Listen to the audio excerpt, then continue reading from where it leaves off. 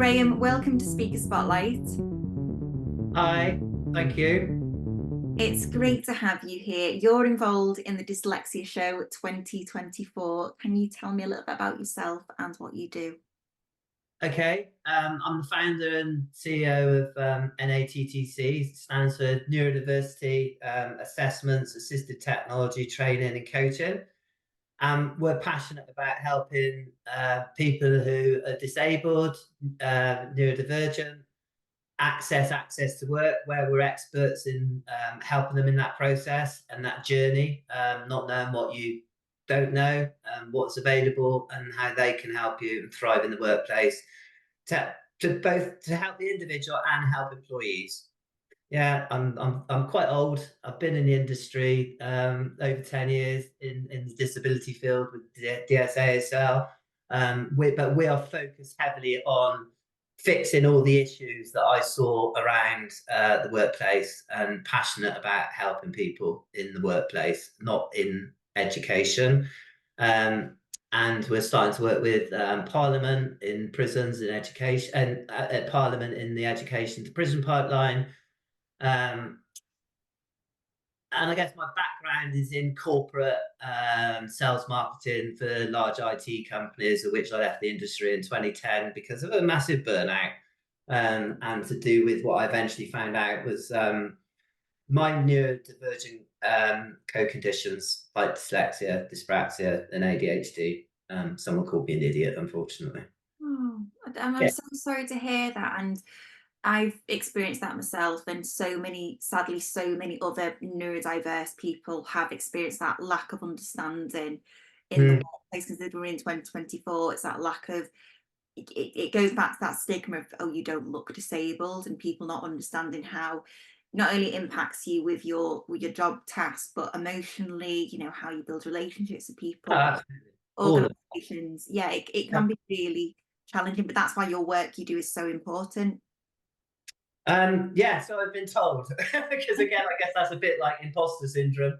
But so many people say that and say thank you for the help, and oh my God, you're doing things that others aren't, and thank you. Yeah, I don't know how to describe it. It's all a bit strange to me, if you know what I mean. It's sort of Yeah, a bit it, weird. it is, and that's a massive thing because I can be like that. It's like it's hard to take a compliment. It's hard to be.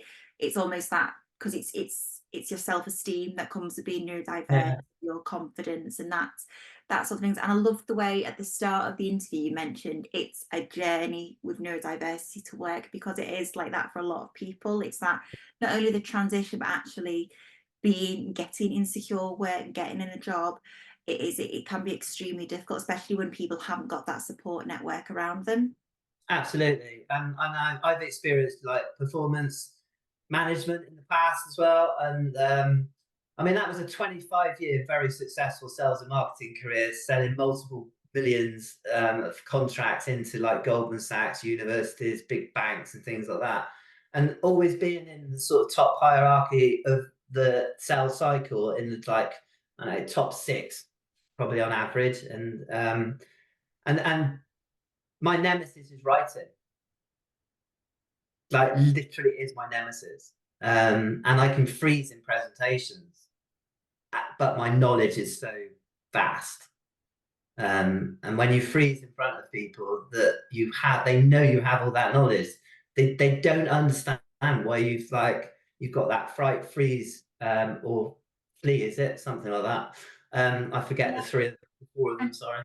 Oh, no, no, it's okay. And I think that you've summed it up really well there, because again, how you present yourself, that your outstanding career, people, well, how could you be neurodiverse? How could you have a disability when you were thriving? But it's a side of it that people don't see. And I suppose Yeah. at one point, Graham, you're probably masking, and that's what All led you to all underneath.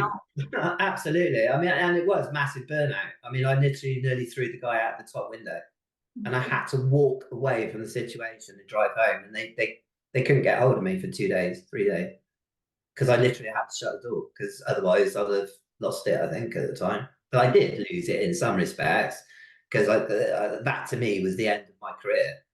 and I had to then really establish myself. And it's taken quite a long time to go on that journey to find out what it was.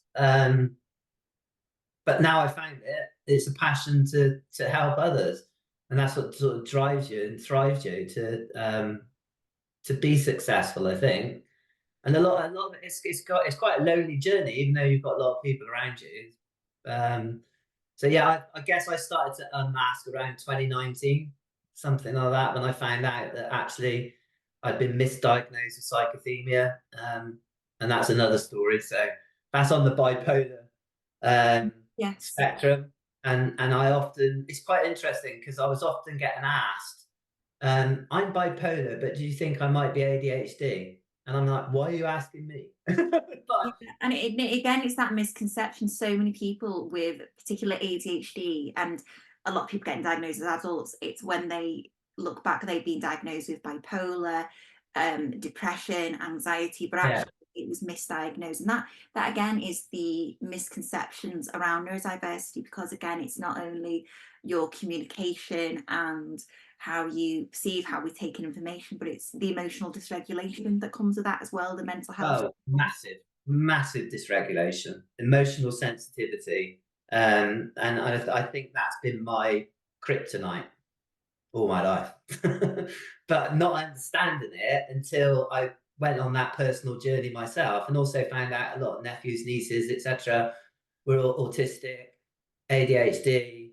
I'd always thought I was just dyslexic and a bit stupid because I couldn't write.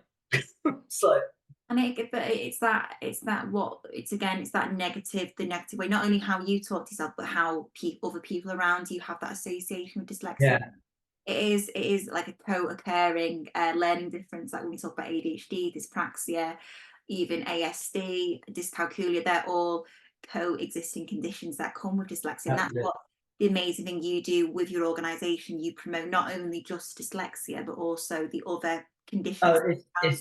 it's diverse. Pete Jarrett, that I work very closely with in the team, amazing person. And we want something in the end that is basically holistic diagnosis, one assessment. Why do you need to go for an assessment? Dyscalculia, dyslexia, ADHD, go into the NHS system for 10 years. You know, it's like, it's got to stop. It's got to change. And we are trying to make changes along those lines. So what a lot of people don't know is we've recently gone into partnership with ADHD 360 on the right to choose NHS pathway for the Fantastic. MOD to secure the nation. And we can get them into secure the nation at a 3-week waiting time. That's amazing. I And mean, what a difference that's going to make to someone's life is just absolutely incredible, Graham. You should be so proud of to achieve that. And people, I think it's people who are outside the world of neurodiversity, because that's in the Dyslexia Show 2024. We want to encourage people who are neurotypical to come to learn more about neurodiversity and dyslexia, and workplaces, at place of education. They've got that understanding, but even though it's okay reading it and listening to it, but only until you hear someone's story in person, it really impacts you, and it yeah. my God, this is why we need to talk to people about this. This is why people need that support. And that's absolutely 100%. I'd agree with you and right there. Because if it hadn't been for other people out there talking about themselves and their journey, I wouldn't have started my journey, I don't think. Absolutely. And I could just already, I know what a difference your talk is going to make. The show's not till March, but where can people find you, Graham, and find out more about your company? You can find us on the web, n-attc.co.uk. They can email me, Graham with an H, at n-attc.co.uk. Those are probably, oh, find me on LinkedIn. I'm always around LinkedIn, so they're probably easiest places to find.